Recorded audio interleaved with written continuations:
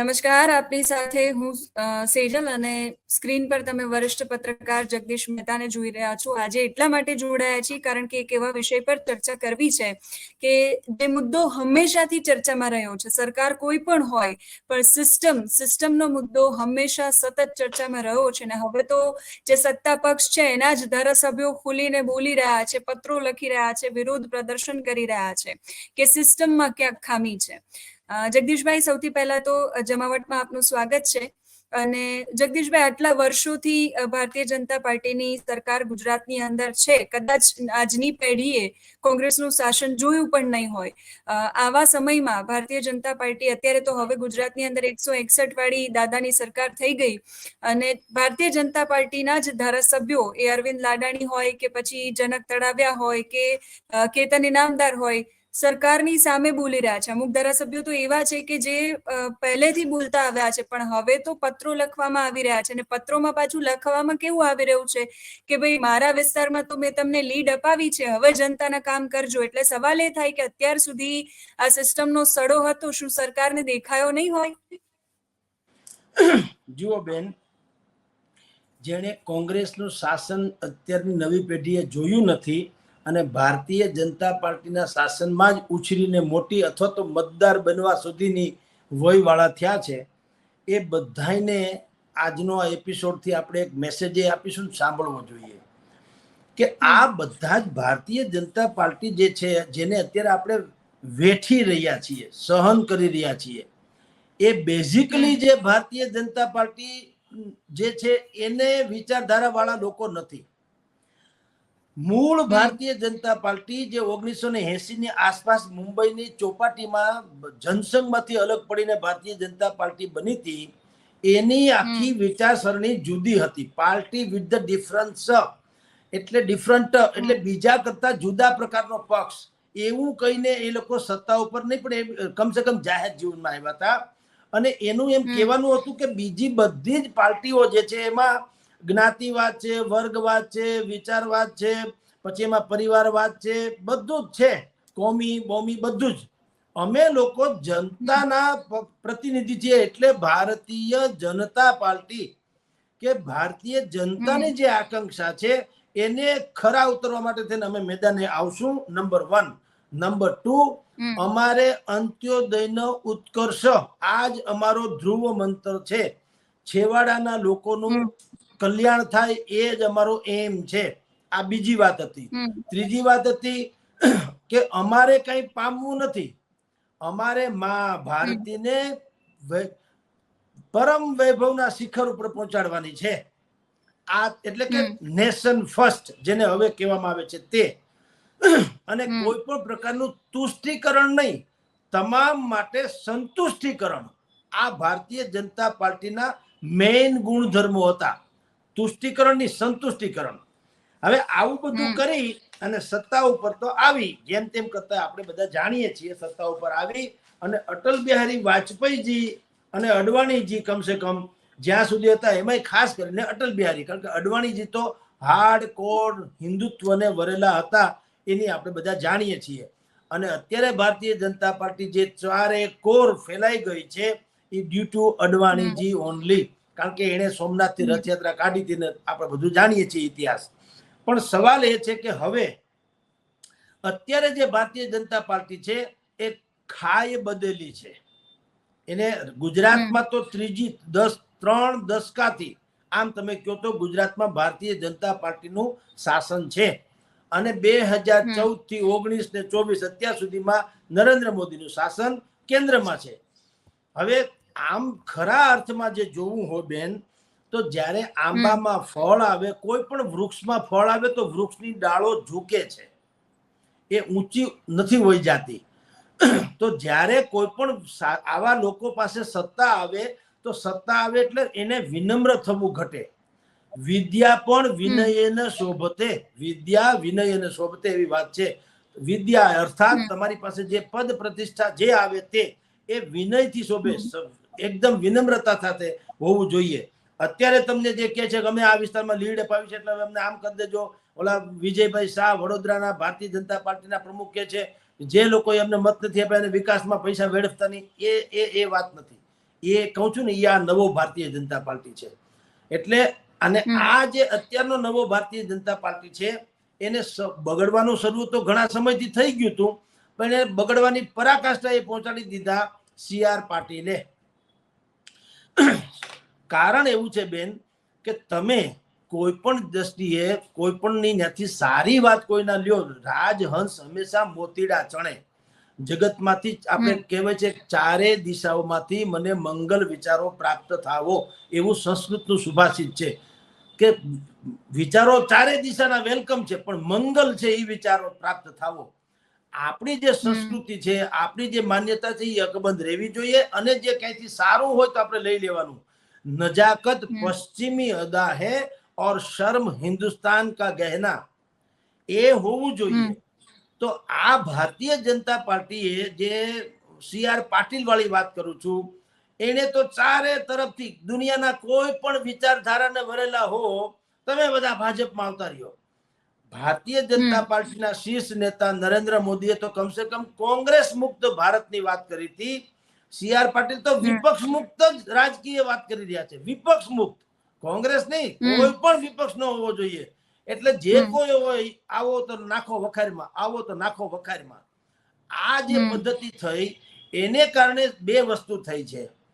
તમે કોઈ પણ વસ્તુ જો દૂધમાં સાકર ભળે એમ ભળી જતું હોય તો કઈ વાંધો નથી, પરંતુ તમે જુઓ ઓલી પંચતંત્રની વાર્તા આવતી હતી કે કુંજામાં પાણી હતું ને સાવ તળિયે હતું, કાગડાને પાણી પીવું એટલે શું કર્યું, પથ્થર નાખવા માંડ્યા, એમ કરીને પાણીને ઉપર લઈ આવ્યા. તો તમે કોંગ્રેસીઓને એટલા બધા ઇન્વોલ્વ કર્યા, વિપક્ષીઓને એટલા બધા ઇન્વોલ્વ કર્યા, અને સમાધાનો એટલા બધા કર્યા સિદ્ધાંતો સાથે પણ, કે ભારતીય જનતા પાર્ટીની જે ઓરિજિનલ વિચારધારા હતી એ પણ એક તરફ રહી ગઈ, અને ભારતીય જનતા પાર્ટીને શીર્ષ તક સુધી પહોંચાડવામાં જે પાયાના પથ્થર છે, જેણે કાયા ઘસી નાખી, જેણે પોતાની પેઢીઓ ગુમાવી દીધી, જેણે તમામ પ્રકારની જે સુખ સુવિધાઓ છે એનો પરિત્યાગ કરી અને દેશ સૌથી પ્રથમ, રાષ્ટ્ર પ્રથમ એવા જે નારા સાથે જેણે ભારતીય જનતા પાર્ટીને દિલ્હીના તખ્ત સુધી પહોંચાડવામાં કોશિશ કરી, એ બિચારા હાસ્યામાં ધકેલાઈ ગયા. અને એટલે જ એના જ પરિપાક રૂપે અત્યારે જે ભાજપ છે સત્તા ઉપર, એ ભારતીય જનતા પાર્ટી પાર્ટ 2 છે, ઓરિજિનલ નથી. અને એના જ પરિપાક રૂપે અત્યારે તમે ને હું જેની ચર્ચા કરવા માંડ્યા છીએ કે ભાઈ દરેક માણસો, તમે જેના નામ લીધા કે અરવિંદભાઈ લાડાણી છે, કેતન ઇનામદાર છે, એનાથી પણ આગળ કહું અમારે જુનાગઢના સંજયભાઈ કોરડિયા છે, તમારે ત્યાં મણિનગરના અમુલભાઈ ભટ્ટ છે. આ બધાએ હવે ધીરે ધીરે, ઓલાભાઈ કાનાણી છે સુરતના, આ બધા લોકોએ હવે એક બુદ્ધિપૂર્વકનો ખેલ શરૂ કર્યો છે બેન. અને એનાથી પણ આપણે જરાય અંજાઈ જવાની જરૂર નથી. હા બેન, આપણે અંજાઈ જવાની વાત નથી, પણ જગદીશભાઈ સવાલ તો એ પણ થાય ને કે અત્યાર સુધી આટલી બધી ગરબડ થતી હતી, આટલું બધું અંદર ખાને ચાલી રહ્યું હતું, સરકાર માત્ર અધિકારીઓનું સસ્પેન્શન કે ડિસમિસ કરીને માની લેતી હતી, તો શું ધારાસભ્યોને અત્યાર સુધી ખબર નહીં હોય કે આટલી જગ્યાએ આટલી બધી ગરબડ ચાલી રહી છે? અચાનક આમાં સામે આવ્યા અને મુખ્યમંત્રી આણંદમાં ગયા તો એવું કહ્યું કે ભાઈ જેટલી પણ ગરમ કીટલીઓ છે એને શાંત પાડવાની જરૂર છે કે વોટેવર એવું નિવેદન આપ્યું, તો શું અત્યાર સુધી એમને પણ ખબર નહોતી? હવે એને ઈ ખબર પડી ગઈ કે હવે દીવો ઓલવાવાનો થયો છે, એટલે આ લોકો મીંડા ભડક ભડક થવા. ખબર તો પહેલેથી હતી બેન, બધાને બધી ખબર હતી, પણ જ્યાં સુધી સત્તા ઉપર હોય, જ્યાં સુધી તમે અમુક પોસ્ટ ઉપર હોય, તમે જુઓ મોટા મોટા સિનિયર અધિકારી હોય, એ CBI ના હોય કે રો ના હોય, ઇન્ટેલિજન્સ એજન્સી ના હોય કે ભારતીય જનતા પાર્ટીના કોઈ સનદી અધિકારી હોય, એ જ્યારે સત્તા ઉપરથી ઉતરી જાય પછી બુક બહાર પાડે, અહીંયા આવા કૌભાંડ થતા હતા ને ફરણાભાઈ આમ કર્યું. પણ ભલા માણા, ત્યારે તમે જે મોકાએ વારદાત હતા ત્યારે તમારા મોઢામાં કોણે મગ ભરી દીધા? ત્યારે કેમ ન બોલ્યા?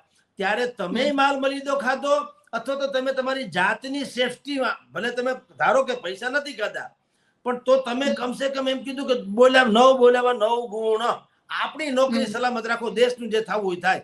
એટલે હવે તમે આવા બધા જ લોકો ઉપર કહું છું બેન, જે ધારાસભ્યો પણ અત્યારે એકબીજા ફરિયાદો કરતા ફરે છે, સંજય કોરડિયાએ કીધું જુનાગઢના ધારાસભ્યએ કે એક પણ અધિકારી પૈસા માંગે પેલા મારી પાસે આવજો. એટલે ભલા માણસ, એટલે તમારે શું કરવાનું છે મને કયો નહીં. તમારું હવે કઈ એમાં રાખવાનું છે?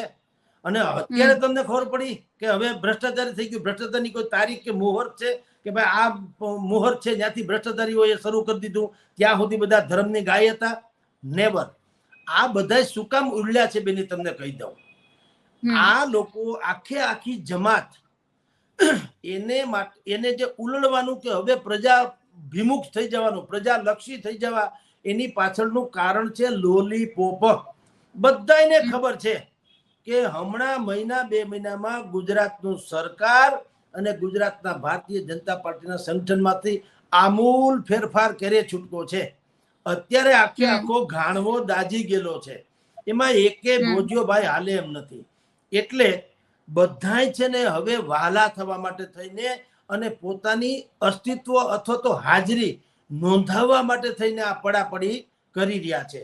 મુસાફિર પાલનપુરીની એક પંક્તિ છે, એક નાની ગઝલ જેવું છે, એ આને લાગુ પડે છે. એ કઈ ગઝલ છે કે ચર્ચા છે ચારે કોર જરા ધ્યાન રાખજો અને ઘુવડ બન્યા છે મોર જરા ધ્યાન રાખજો. જે દેખાવમાં લાગે છે ભોળા કબૂતરો, જે દેખાવમાં લાગે છે ભોળા કબૂતરો, મારી ન જાય નોર જરા ધ્યાન રાખજો. અને સેવક નથી, આ તો છે સત્તાના ભિક્ષુકો. સેવક નથી, આ તો છે સત્તાના ભિક્ષુકો. નઠારા ને નગરોળ જરા ધ્યાન રાખજો. અને ગજવે છે મંત્ર ખૂબ મુસાફિર વિકાસના, ગજવે છે મંત્ર ખૂબ મુસાફિર વિકાસના. અને ખોદે ન એ જ ઘોર જરા ધ્યાન રાખજો. એમ હવે આ બધા કે છે કે તમારે કઈ મુશ્કેલી હોય તો અમને કહેજો.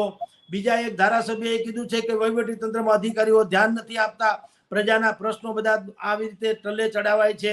તો બીજા કોઈ ધારાસભ્યએ કીધું છે કે સરકારનું માન ન રાખે તો એવા પ્રતિનિધિ થઈને ફાયદો શું છે, મારે પણ લડી લેવું જોઈએ. તો કાનાણીભાઈ સુરતના છે, એમ કે છે કે ભાઈ જેને આવકના દાખલા કઢાવવા કલેક્ટર ઓફિસમાં અત્યારે છોકરાઓ ઉભા છે પરીક્ષા આપવા વાળા, અને આવકના દાખલા માટે જુઓ આટલી 42-45 ડિગ્રી એમ કેવા તાપમાં એ લોકો લાઈનમાં ઉભા રહે છે. માથે છજ પણ નથી, ઠંડા પાણીની વ્યવસ્થા નથી. આ બધાને રાતો રાત પ્રજાવત્સલ બધા થઈ ગયા. એ શું કામ છે બેન? કાનાણી સાહેબે જયારે આ ફરિયાદ કરી ત્યારે આપણે ડિબેટમાં એક વખત કીધું હતું કે તમે જયારે ચૂંટણી લડો છો ત્યારે સાંજે રાતોરાત ભજીયા પાર્ટી કેમ થઈ જાય છે? ત્યારે તમે ચાપડી અને જે આપણે સૌરાષ્ટ્રમાં હોય છે ચાપડી ને એનો તાવો, એ ત્યારે તાવા પાર્ટી કેમ તમે કરી દો છો? ત્યારે તમે રાતોરાત ગમે એટલા પૈસા કોઈને દેવું પડતું હોય તો ત્યારે તમારી કેમ વ્યવસ્થા થઈ જાય છે? અને અત્યારે આવકના દાખલા માટે કલેક્ટર ઓફિસે હજારો છોકરાઓ લાઈનમાં ને ખુલ્લા તડકામાં 42 ડિગ્રીમાં તપે છે. તો તમે એર કન્ડિશન ઓફિસમાં જબ્બો આખો સ્ટાઇલ તમે વ્યવસ્થિત કરી કાંજી કરેલા જબ્બો પહેરીને માથે ચપોચપ એવી તમે જે છે કોટી પહેરી અને બોલો છો, શરમાતા નથી? તમે ત્યાં ખુરશી લઈને હવે કેમ નથી બેસી જતા કે ભાઈ ચાલો હું આવું છું ધારાસભ્ય તરીકે? અને તમે જો ધારાસભ્ય 5-10 લાખ માણસોના પ્રતિનિધિ હોય તો તમે સામાન્ય રીતે સામાન્ય એક ડોમ તૈયાર કરાવી ન શકો? કાપડનો કોઈ તમારી પાસે મંડપ ડેકોરેશન વાળા ન હોય કે આને પેલા છાંયો કરાવી દો? પાણીના પરબ વાળા 2 સંસ્થાને કહી દો ઠંડા પાણી આપે, છાશ આપે, છોકરાઓને શાંતિ રાખે, ને પછી તમે આ કાગારો કે તમારો કેકારો કરો તો સમજાય. તમારે એસી ઓફિસથી બહાર નીકળવું નથી. શું કામ? તમે તો ચૂંટાઈ ગયા, હવે તો પ્રજાની કઈ પડી નથી. આપણે ત્યાં મનસુખ માંડવિયા પોરબંદર થી ચૂંટાઈ ગયા, બરાબર? ચૂંટાયા પહેલા જયેશભાઈ રાદડિયાના સ્કૂટર ઉપર, પાછળની સીટ ઉપર સ્કૂટર ઉપર એ બેસીને આખા ગામમાં ફરતા હતા. તો એને કાળો કાગડો એને કોઈ હેરાન કરે એમને ભય નતો. હું કામ? આ તો મારી પ્રજા છે ને હું તો એના થકી જીતવાનો છું વગેરે વગેરે. હવે તમે મંત્રી બની ગયા એટલે મેંડા ટાઉ વાવ તમે આવો એટલે તમારી આગળ પાછળ એસ્કોર્ટ ગાડીઓ, આગળ પાછળ રસાલા, વળી તમારા સમર્થકોના રસાલા, વળી બેરિકેડ નખાઈ જાય છે, ડોમ થઈ જાય છે, તમારા અભિવાદન. એટલે ભલા માણા તમે કઈ અવતારી પુરુષ છો? તમે અમારે કારણે તો જીતા છે, તો પેલા અમારો આભાર તો માનો, પછી અભિવાદન કરાવો. તમારે પેલા પ્રજાનો આભાર. તમે બધા જે કઈ અત્યારે ગુલછડા ઉડાડો કોને કારણે? પ્રજાએ મત આપ્યા એટલે ને. તો પ્રજાને જયારે તમારે મત લેવાતા ત્યારે તમે આ જ પોરબંદરની ગલીઓમાં સ્કૂટરમાં ફરતા હતા, પાછળની સીટમાં બેહીને. બળદગાડામાં તમે બળદગાડામાં બેસતા હતા ફોટોજેનિક રીતે, જેથી ફોટા છાપામાં છપાય. હવે રાતોરાત તમને કોણ માન નાખે છે તમે એટલા બધા પોલીસો લઈને વાવ વાવ ટાવ ટાવ કરતા નીકળો છો? એટલે હું કહું છું કે આ બધાય ધારાસભ્યો જેના તમે નામ લીધા ને જેના આપણે નથી લીધા, એ બધાને કહું છું, જે લોકો હવે પ્રજાવત્સલ બનવાની કોશિશ કરી રહ્યા છે એને તમારામાં ને મારામાં કે પ્રજામાં લેશ માત્ર રસ નથી. દરેકને પોતિકા કામ. એ વાત તો સાચી છે જગદીશભાઈ. જો એમને પ્રજા વત્સલ અને પ્રજામાં ખરેખર રસ હોત તો એ રાજકોટના અગ્નિકાંડ વખતે બોલ્યા હોત. જે નેતાઓ મત લેવા માટે જનતાની શેરી મતલબ આખા શહેરની શેરીએ ફર્યા છે, દરેક ડેલીએ દરેક ગલીએ ગયા છે, એ જ નેતાઓ જેને એક સીટ ખોવાનું દુઃખ છે પણ જે 28 લોકો ગયા એના માટે દુઃખ વ્યક્ત નથી કરી શકતા. એકમાત્ર વિપક્ષના નેતાઓ આંદોલન પર બેઠા અને એ નેતાઓએ આંદોલન ચલાવ્યું અને હજુ એવું કહી રહ્યા છે કે જ્યાં સુધી ન્યાય નહીં મળે ત્યાં સુધી અમે લડીશું. સરકારના પેટનું પાણી કેમ નથી હલતું? એનું કારણ એ છે બેન કે સરકાર જે છે એ લાગણી શૂન્ય બની ગઈ છે. એ ફેબ્રિકેટેડ ચહેરો છે. જેમ ટીઆરપી કાંડ રાજકોટમાં થયું, સળગવાનું કારણ શું હતું? લાકડા, લોખંડ અને અંદર ફેબ્રિકેશન એટલે કે થર્મોકોલની શીટ્સ હતી જે તાત્કાલિક આગ પકડી લે. આપણે જે નેતાઓને સરકારને જે જોઈએ છીએ, 25 બેઠકો આપી અત્યારે લોકસભામાં અને 161 કે 64 બેઠક હવે થઈ ચૂકી છે ધારાસભામાં, એટલે કે ગુજરાતમાં, એ થર્મોકોલ જેવી છે. આપણે બધા જ ભારતીય જનતા, આખું ગુજરાત નહીં, ભારતીય જનતા પાર્ટી વાળા જેમ કે છે કે હાલના જે મુખ્યમંત્રી છે ભૂપેન્દ્રભાઈ પટેલ, એ મૃદુ અને મક્કમ છે, મૃદુ અને મક્કમ છે. હવે આ લોકોને શું એવો ગુણ એનામાં દેખાઈ ગયો કે કોને કારણે એને મૃદુનું એને વિશેષણ આપી દીધું અને સુકામી મક્કમ માને છે રાજા રામ જાણે. કારણ કે મૃદુ એ કોઈ પણ માણસ, કોઈ મૃદુ વ્યક્તિ તો પણ આપણે વેવાય વેલા થવું હોય તો વેવાય છે એ મૃદુ હોવા જોઈએ, માની લઈએ કે એ સારા માણસ હોય તો વધુ સારું. શાસક પક્ષ તો હંમેશા કઠોર હોવો જોઈએ, સત્યનિષ્ઠ હોવો જોઈએ અને પ્રજાવત્સલ હોવો જોઈએ. 28 બાળકો અહીંયા રીંગણાના ઓળાની જેમ શેકાઈ ગયા છતાં જેને 4 લાખ રૂપડી આપી અને જે પાછા ખખોડીને વયા જાય હાથ ખખેરીને, એને મૃદુ કેમ ગણવા? जिसका कोई नहीं उसका खुदा होता है. સરકારને બીજા શબ્દમાં કહેવાય છે સરકાર માય બાપ, એટલે કે જેનું કોઈ ન હોય એનું સરકાર માવતર બને, એનું છજ બની જાય. બરાબર? તો નબળા અને દુબળા આ જે વર્ગ છે એનું છત્ર હોવું જોઈએ, એનો સાથ હોવો જોઈએ સરકારનો.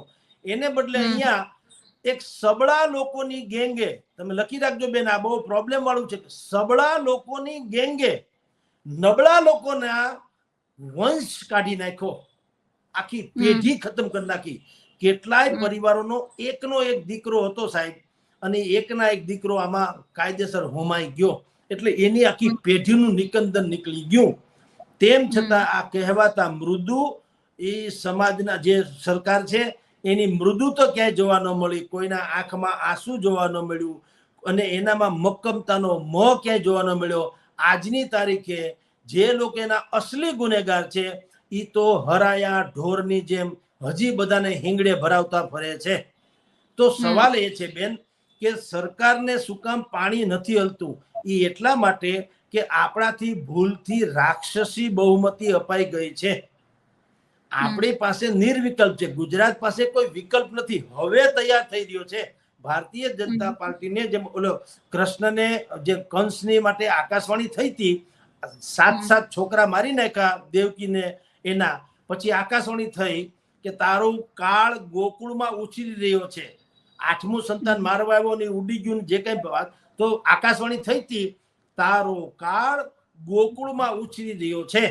એવું હવે ભારતીય જનતા પાર્ટીએ ભણકારા એને લાગવા જોઈએ કે તમારો કાળ અથવા તો તમારો વિકલ્પ હવે કોંગ્રેસ રૂપે અહીંયા ગુજરાતમાં ઉછરી રહ્યો છે.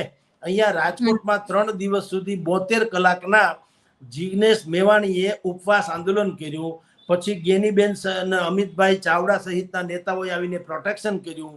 અત્યારની સ્થિતિ તમને કહું તો ભારતીય જનતા પાર્ટીના નેતાઓએ મોઢું બતાવવાને લાયક નથી અને કોંગ્રેસ પ્રત્યે લોકોને સહાનુભૂતિ પ્રગટી છે. ન કરે નારાયણ, અને હમણાં જો અમારી રાજકોટની મહાનગરપાલિકા સુપરસીડ થાય, જે થવા યોગ્ય છે, પણ ધારો કે એ સુપરસીડ થાય તો 100% અત્યારની લેવલે કહું તો મન મસ્તિષ્કમાં લોકોમાં એવું છે કે સત્તા પલટો થાય, કોંગ્રેસ ભારતીય જનતા પાર્ટીએ જીતવું અઘરું થાય અને કોંગ્રેસ એક મજબૂત પક્ષ તરીકે ઉભરી શકે એવી હાલત છે. કારણ શું છે કે ભારતીય જનતા પાર્ટીને હવે રાક્ષસી બહુમતી જે છે ને, એટલે એને કોઈની પીડા સમજાતી નથી. આભાર જગદીશભાઈ, આપ અમારી સાથે જોડાયા માટે. નમસ્કાર બેન, નમસ્કાર. તો આ હતા જગદીશ મહેતા, એમની સાથે આપણે ચર્ચાઓ કરી. સવાલ એ છે કે દરેક દુર્ઘટનાઓ થાય, એ દુર્ઘટના હોય, એ પછી રજૂઆતો હોય, એ ધરણા હોય, એ આંદોલન હોય, દરેક વખતે સરકારનું અકડ મૌન એ જનતાને ડંખે છે. સરકારની આ સિસ્ટમ ખો સિસ્ટમ બની ગઈ છે. કંઈ પણ થાય, તમે ધરણા કરો, રજૂઆત કરો, એટલે એકબીજાને ખો આપી દેવામાં આવે અને પછી એ ઘટનાનું શું થયું એનું કોઈ પરિણામ જ સામે ના આવે. જે રાજકોટની દુર્ઘટનામાં થયું, જે સુરતની દુર્ઘટનામાં થયું, જે ટેટ ટાટની પરીક્ષા હોય એમાં થયું, જે કાયમી શિક્ષકોની ભરતી કરવા માટે સરકારે વૈકલ્પિક વ્યવસ્થા લાવીને મૂકી દીધી, એ વિકલ્પ અત્યારે જે ઉમેદવારો છે એના માટે ડંખ બની ગયો છે. કેટલી રજૂઆતો કરી, આટલા આંદોલનો કર્યા, 13 મહિના 13 વર્ષ કોઈએ પ્રતીક્ષા કરી, પણ હવે બધી જ વસ્તુઓની મર્યાદા હોય ને, સમયની હોય, નાણાંની હોય, ઉંમરની હોય અને રાહ જોવાની પણ મર્યાદા હોય, જે સરકાર નથી સમજતી. અને જે ધારાસભ્યો ભારતીય જનતા પાર્ટીના હવે પ્રજાવત્સલ થયા છે, આશા છે કે દરેક ધારાસભ્ય આવી જ રીતે પ્રજાવત્સલ થાય અને છેક સુધી એ પ્રજાની સાથે રહે, જ્યાં સુધી એને ન્યાય ન મળે ત્યાં સુધી. તમે આ બધા જ મુદ્દાઓ પર શું માનો છો, કમેન્ટ કરીને અમને ચોક્કસથી જણાવજો. અત્યારે આ વિડીયોમાં બસ આટલું જ. નમસ્કાર.